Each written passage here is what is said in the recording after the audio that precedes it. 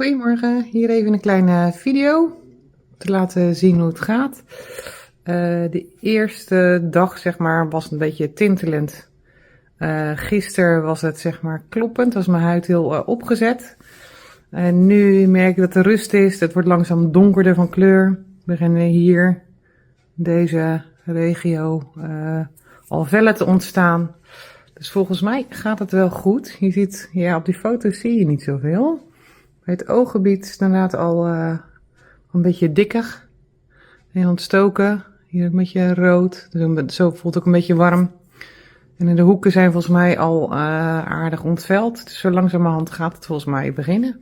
Ik hoop dat je hier wat aan hebt. En ja, ik ben heel benieuwd naar het gevolg. Valt op zich nu toch reuze mee, moet ik zeggen.